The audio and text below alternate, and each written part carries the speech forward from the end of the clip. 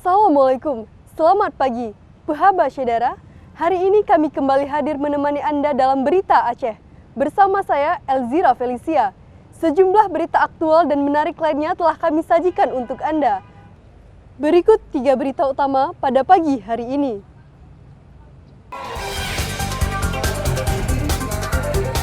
Rapat pengajuan kebijakan umum anggaran perubahan APBK yang berlangsung di DPR KPD berlangsung alot diwarnai walkout.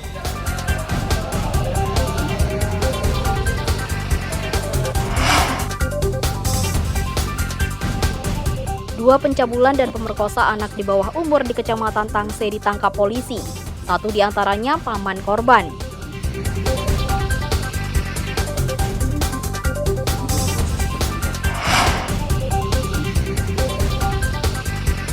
Puluhan peserta dari sejumlah SD di Biren unjuk kebolehan di Festival Lomba Seni Siswa Nasional.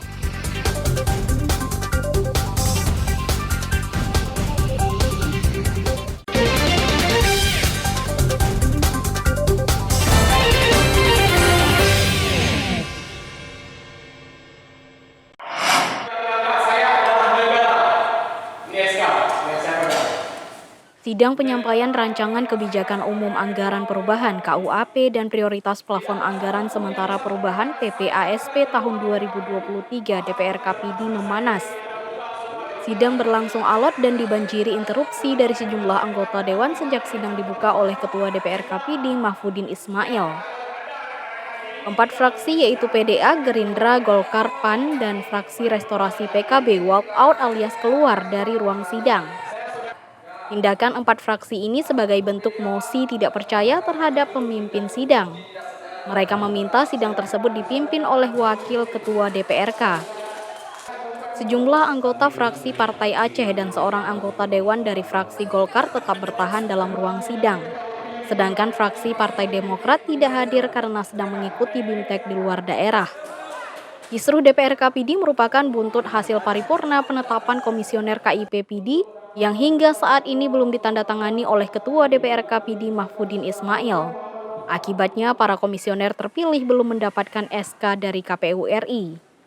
Terkait dengan kawan-kawan kita hargai, ini bentuk dinamika politik yang terjadi di DPR. Saya pikir dimanapun pernah terjadi, cuma alasannya kenapa mereka saya pikir bahwa ini semua bersumber dari proses perekrutan KIP.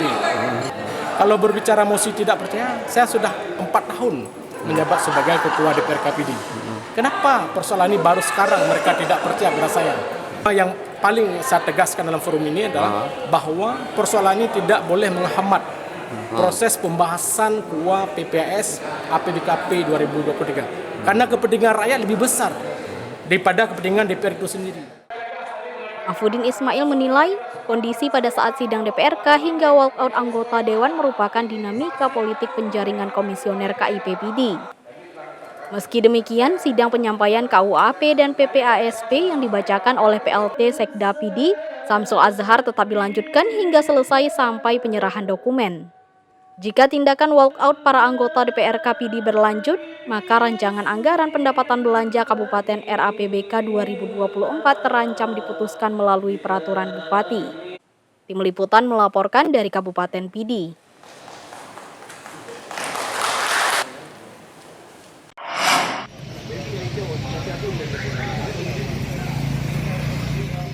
Penertiban usaha sarang walet di kawasan pertokoan Biren berlanjut. Tim terpadu Pemkab Biren terus menyisir usaha sarang walet tanpa izin dan menyegelnya. Petugas Satpol PP dan Wilayatul Hisbah WH bersama tim Dinas Perizinan Pemkab Biren menyisir sejumlah toko yang diduga memiliki penangkaran burung walet di lantai 2 dan lantai 3 toko. Tempat budidaya sarang walet tak berizin langsung disegel. Sedangkan usaha sarang walet yang tidak memperpanjang masa berlaku izin diberi peringatan keras.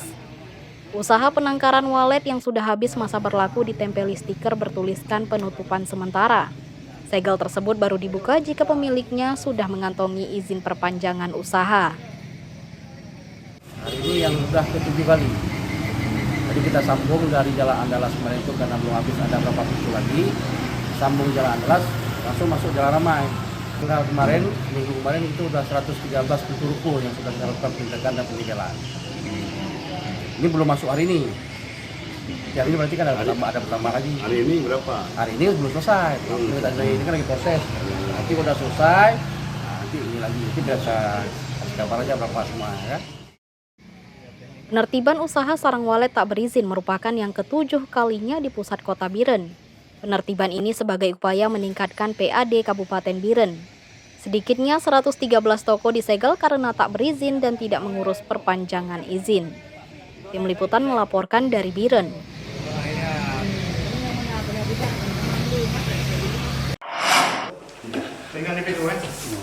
Nanti di-share aja ke grup sama Indonesia sama... Seorang buron kasus narkoba berinisial BN meninggal dunia setelah ditangkap anggota Sat Narkoba Polres Nagan Raya. Buronan kasus sabu-sabu ini meninggal dunia akibat serangan jantung saat berada di Puskesmas Betung Nagan Raya. Polisi membawa pelaku ke puskesmas guna mendapatkan pemeriksaan kesehatan. Sesampai di puskesmas, BN dinyatakan meninggal dunia. Lalu dibawa ke RSUD Sultan Iskandar Muda SIM Nagan Raya untuk divisum. Riwayat penyakit jantung yang diderita BN disebut polisi menjadi penyebab kematiannya. Polisi juga sudah meminta visum dari tim medis RSUD SIM. Sampai di Puskesmas Betung, Saudara Banta Sulaiman dinyatakan meninggal dunia oleh pihak Puskesmas dan selanjutnya dilakukan visum et repertum di Rumah Sakit Sultan Iskandar Muda. Dari hasil visum, dari telinga tidak ada ditemukan tanda-tanda kekerasan. Hanya saja ada goresan di wajah, di pipi. Sebelum meninggal dunia, BN ditangkap petugas saat berusaha kabur melalui ventilasi rumahnya di Desa Menasah Tengoh, Kecamatan Betung. Namun upaya BN gagal lantaran polisi sudah mengepung rumah pelaku. Saat ditangkap, polisi menemukan satu dompet berisi paket sabu-sabu di genggaman BN. Usai tertangkap, BN mengaku mengalami sesak dan sulit bernafas lantaran penyakit jantung yang diidapnya sejak beberapa bulan yang lalu. Tersangka merupakan ayah dari 2 pengedar narkoba yakni Ihsan Kuris Mustajab. Kedua anak tersangka ini juga terlibat kasus narkoba yang hingga kini masih buron. Keluarga yang menyaksikan langsung penggerbekan BN di rumahnya terkejut saat mengetahui kejadian itu. Mereka mengakui BN memang memiliki riwayat penyakit jantung. Keluarga pun sudah ikhlas atas meninggalnya BN. Nah, bikin itu. Naik bawa bandar gitu. Berpukul 6 bulan. 6 bulan ya. Berarti kan 6 bulan ke. Berikir. Wah. Belum mati mak. Ulang hak hukum you ibanan dulu hukum kalinya ni. Hukum nanggonya lagi orang kadang kan. Kakek lagi ni. Nilai dapat berapa pihak keluarga. Jika diikhlaskan Yohana. Polisi masih memburu sejumlah buronan kasus narkoba. Warga diimbau membantu polisi menangkap pelaku dan memberantas penyalahgunaan narkoba di daerah itu. Basriadi melaporkan dari Nagan Raya.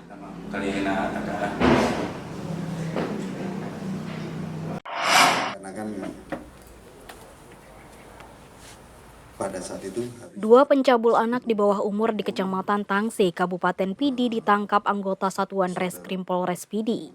Pelaku ditangkap di 2 lokasi dalam wilayah Kecamatan Tangse selama Juli hingga Agustus 2023. Salah satunya merupakan paman korban. Pelaku berinisial MY bin AB, 33 tahun ditangkap di sebuah bengkel di Lok Semawe, atau sekitar 160 km dari tempat domisilinya. Tersangka baru saja mengurus paspor di kantor imigrasi untuk kabur ke luar negeri. Aksi bejat tersangka dengan memaksa korban yang berusia 13 tahun untuk berbuat asusila. Malahan kasus ini dilakukan hingga 5 kali di rumah pelaku dan kamar mandi sebuah taman kanak-kanak di Kecamatan Tangse. Perbuatan pelaku diketahui oleh orang tua korban sehingga dilaporkan ke polisi. Pencarian pelaku pun dilakukan hingga ditangkap dalam pelariannya di kota Lok Semawe. Kasus lain, seorang paman tega mencabuli keponakannya yang berusia 6 tahun. Pelecehan terhadap bocah perempuan ini terjadi pada Juli 2023 di rumah pelaku berinisial MY bin MS 41 tahun. Pelaku melecehkan keponakan saat bermain ke rumahnya. Tersangka memanfaatkan situasi ketika sang istri sedang mengantarkan anaknya ke sekolah. Tapi kalau sekilas ya kan, kita dari kenapa ini terjadi karena sering melihat anak itu, kemudian ini kan menimpa kepada keluarganya sendiri, keponakan. Tentunya kan ini dipengaruhi yang pertama ya nafsu yang bersangkutan. Karena ada kesempatan yang karena pelaku ini kan sudah melihat biasanya anak ini mainnya di sini sekian lama dan sebagainya, ini kan menjadi faktor pemicu perbuatan. Kedua pelaku dihadirkan bersamaan dengan tersangka kasus kriminal lainnya saat keterangan pers di Mapolres Pidi. Kedua pelaku pencabulan dan pemerkosaan diancam Kanun Aceh nomor 6 tahun 2014 tentang hukum jinayat dengan ancaman cambuk 90 kali. Meski demikian, Polres Pidi berkoordinasi dengan Kejaksaan Negeri Pidi untuk memberatkan hukuman dengan Undang-Undang Perlindungan Anak. Tim Liputan melaporkan dari Kabupaten Pidi.